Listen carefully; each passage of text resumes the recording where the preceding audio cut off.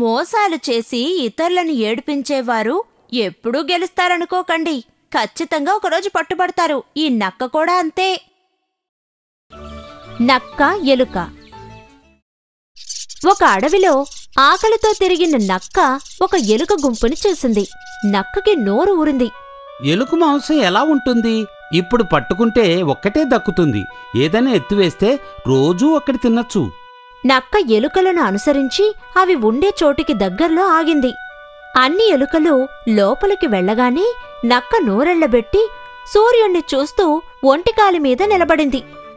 కాసేపాగి బయటికి వచ్చిన ఎలుకలు నక్కను చూశాయి.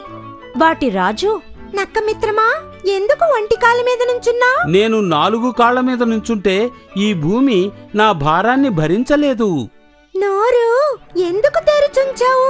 గాలే నా ఆహారం, అందుకే. ఎందుకు సూర్యుని వైపు నుంచున్నావు? సూర్యుణ్ణి నమస్కరించడం కోసం. ఇటువంటి స్వామీజీని చూడ్డానికి నేను అదృష్టం చేసుకునుండాలి. ఇక నుంచి ఉదయం సాయంత్రం ఈయనకి మనం నమస్కరించాలి. ఆహా, మన ఎత్తు ఫలించింది. మరునాడు ఉదయం ఎలుకలు వచ్చే వేళ మనం ఒంటికాల మీద నిలబడాలి. నమస్తే, వర్ధిల్లు గురువా. ఎలుకలు నక్కకు నమస్కరించి ఆహారం కోసం వెళ్ళాయి. నక్క ఆఖరణ వెళ్లిన ఎలుకను మెల్లగా పట్టుకుని తినేసింది. కొంతకాలం నక్క ఇదే విధంగా ఎలుకను పట్టుకుని తింటూ ఉంది. ఒకరోజు, ఏంటి, నక్క గాలినే కదా శ్వాసిస్తోంది, కాని ఎందుకు లావయ్యింది? కారణం ఏవైంటుందంటా? సంఖ్య ఒక్కొక్కటి తగ్గిపోతూ ఉంది. నక్క మాత్రం లావయ్యింది. ఒకవేళ మన ఎలుక మిత్రులను నక్క పట్టేసిందా? కానివ్వండి, అదేంటో నేనే కనిపెడతాను. ఆ సాయంత్రం ఎలుకలు బయటికి వెళ్లడానికి ముందు, ఈరోజు మీరు ముందు వెళ్ళండి, నేను ఆఖరినొస్తాను. నేను అనుకున్నది నిజమైతే నక్క నా మీదకు దూకుతుంది. నేను జాగ్రత్తగా ఉండాలి.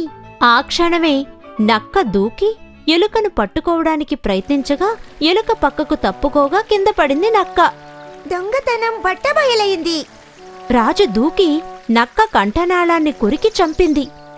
మిగతా ఎలుకలకు మంచి విందు దొరికింది. నయవంచకుల మాయమాటలు వినరాదు.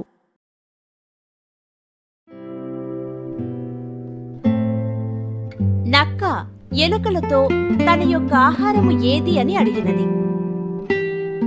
గడ్డి, ఆకులు, గాలి, మాంసము.